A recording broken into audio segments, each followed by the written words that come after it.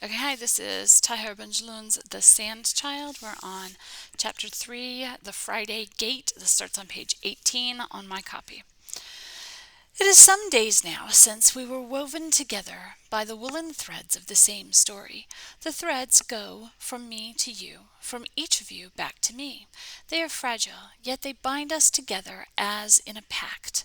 But let us leave the first gate, which an invisible hand will shut behind us. The Friday gate is the one that brings people together for the repose of the body, the recollection of the soul, and the celebration of the day. It opens to reveal family festivities, a clement sky, a fruitful earth, a man who has recovered his honor, and a woman who is recognized at last as a mother. This gate will allow only happiness to pass through it. That is its function, or at least such is its reputation. Each of us has seen that gate open onto his nights to illuminate them for a brief moment. This gate belongs to no wall. It is the only gate that moves in step with destiny, and it stops only for those who do not care for their destiny. Otherwise, what purpose would it serve? It was through this gate that Lala Radhia entered. The feast to celebrate the Akika was of untold splendor. An ox was killed for the naming of the child. He was to be called Muhammad Ahmed, son of Haji Ahmed.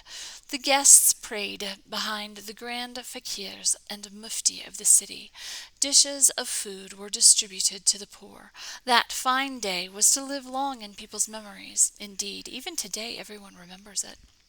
When they speak of that day, they remember the strength of the ox which ran round the courtyard after its head was cut off, the 20 low tables laden with whole sheep, the Andalusian music played by grand orchestras of Muley Ahmed Lukili.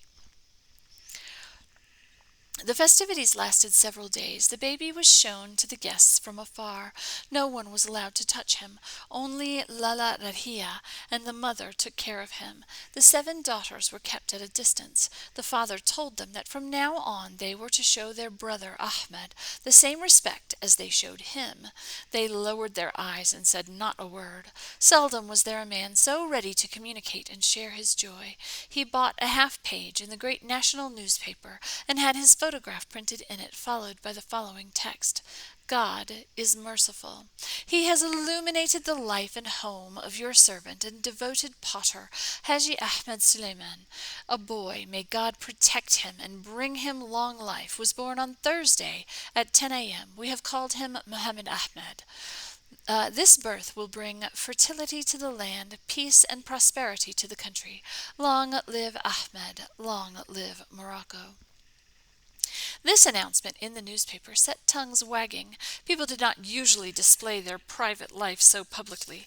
Haji Ahmed cared not a fig. For him, the important thing was to bring the news to the knowledge of as many people as possible.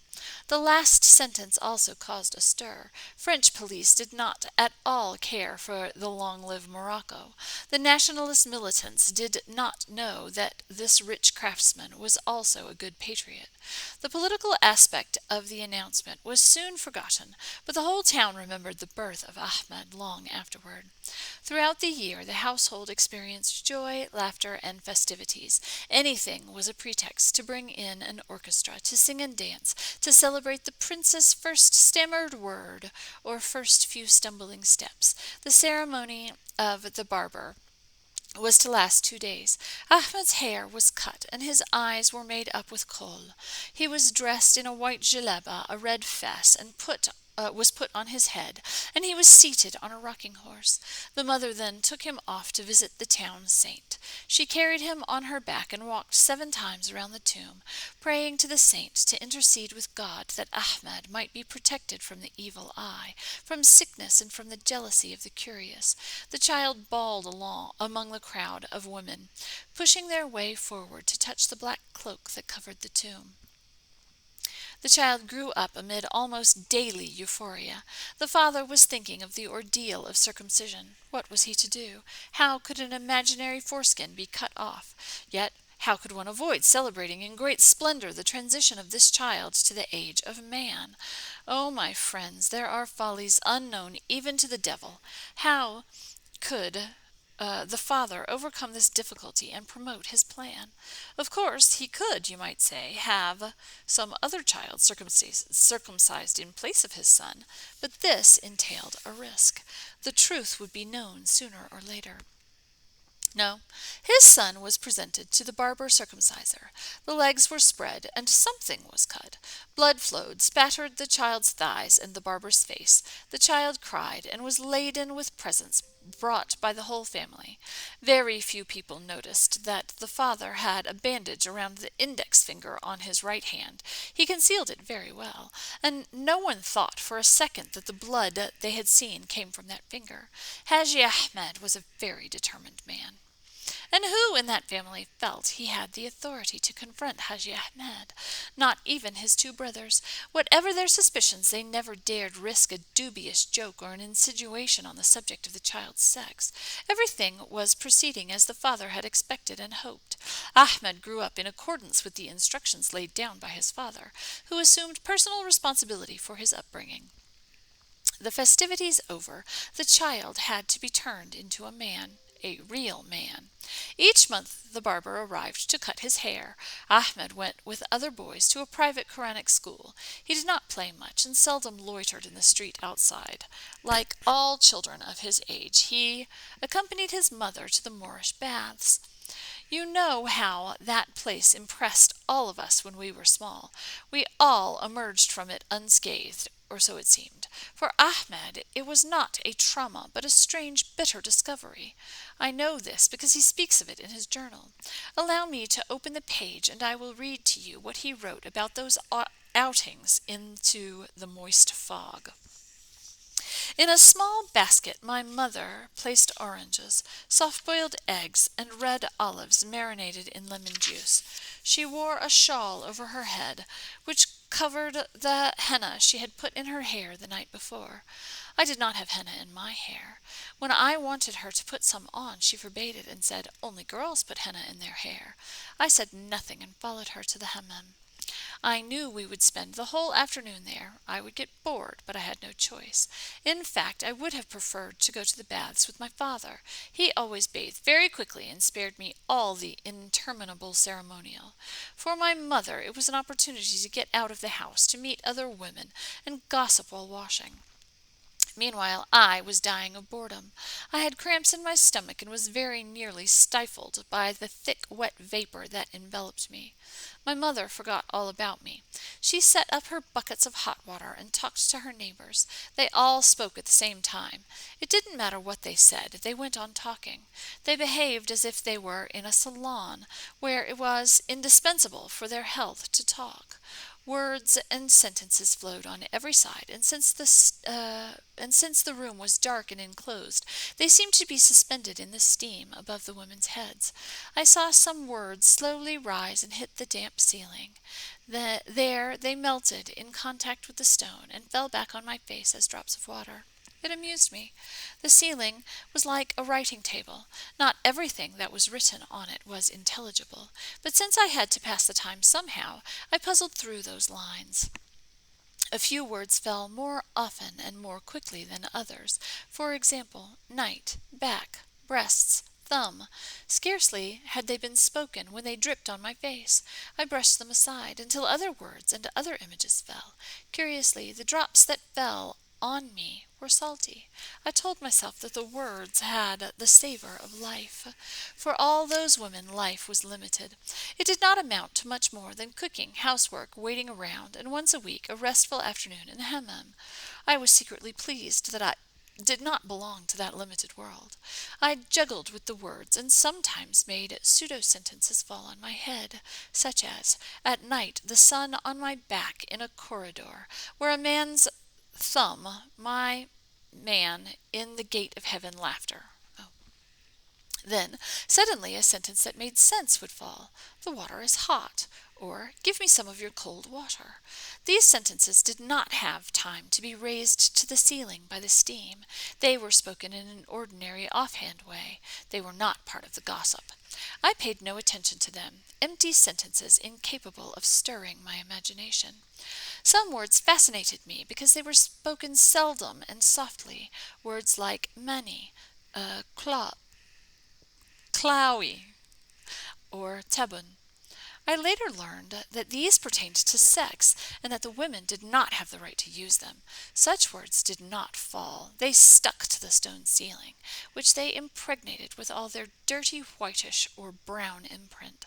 Once there was an argument between two women over a bucket, and they exchanged insults.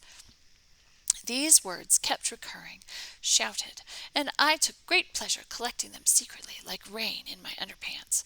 I was embarrassed and sometimes afraid that my father might take it upon himself to wash me, as he liked to do from time to time. I couldn't keep such words on me for long, because they tickled. When my mother soaked me, she was surprised to notice how dirty I was. I couldn't explain to her that the soap was washing away all the words that I had heard and collected that afternoon. Cleaned, I felt freed, and afterward ran around like a devil between the legs of all those women. I was afraid of slipping and falling. Clinging to those splayed thighs, I saw fleshy, hairy parts, a disgusting sight. At night I went to sleep quickly because I knew I would be visited by those images. I awaited them, armed with a whip, since I refused to see them so fat and ugly. I beat them because I knew that I would never be like them. An unacceptable ugliness. At night I hid myself and examined my belly with a small pocket mirror. My skin was white, soft to the touch, with no folds or wrinkles. At that time my mother examined me often. She didn't find anything either.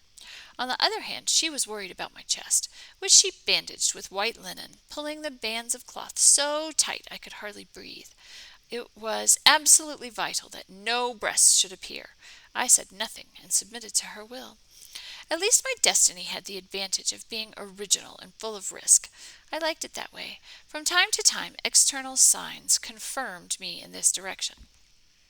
The day, for example, when the cashier at the hammam refused to let me in, because she considered that I was no longer an innocent boy, but already a young man, capable by his mere presence of rousing the hidden desires of honest women. My mother made a show of protesting, but was really pleased. That evening she spoke proudly of it to my father, who decided to take me with him to the men's hammam in future. I was secretly delighted and waited with enormous curiosity my entry into the male fog.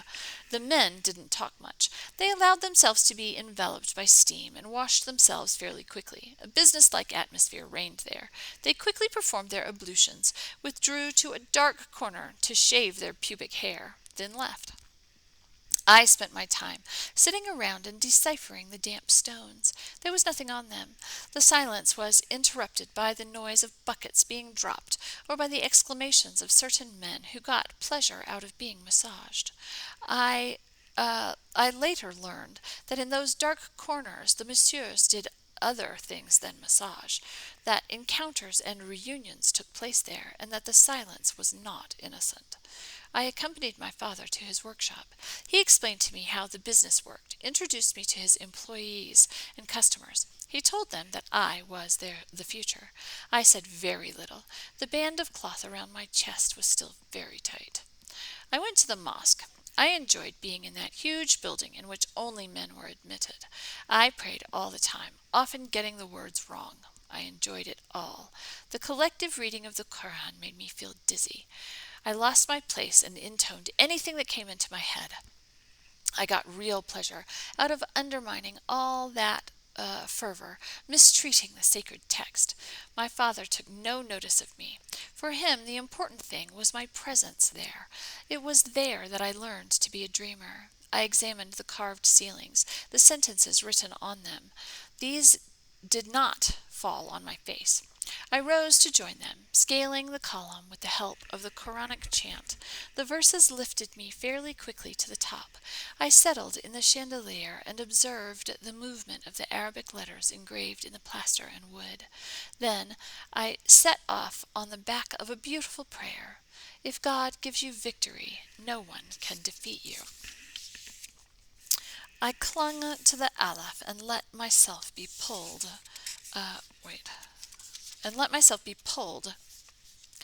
by the nun, which laid me in the arms of the Ba. Thus I was taken by all the letters on a tour of the ceiling, and brought gently back to my starting point at the top of the column, where I fluttered down like a butterfly. I never disturbed the heads swaying to and fro as they read the Koran. I made myself very small and stuck close to my father, who was being gently lulled to sleep by the insistent rhythm of the reading. Afterward we all rushed out of the mosque, jostling one another. The men liked the struggle. The strongest got out first. I slipped out. I knew how to defend myself. My father told me that one must always defend oneself. On the way home we bought curds in cloth, then stopped at the bakery to collect our bread. My father walked ahead. He liked to see me manage on my own. One day I was attacked by hooligans, who stole the bread basket from me. I couldn't fight. There were 3 of them. I went home in tears. My father gave me a blow that I remember to this day, and said, "Stop crying. You're not a girl." He was right. Tears are very feminine. I dried my eyes and went out looking for the hooligans to fight, but my father ran after me and brought me back into the house, saying that it was too late. Here I close the book. We leave childhood and move away from the Friday gate. I can no longer see it. I see the declining sun, and your faces looking up at me. Day leaves us, night will scatter us. Let us go our separate ways and have the patience of the pilgrim.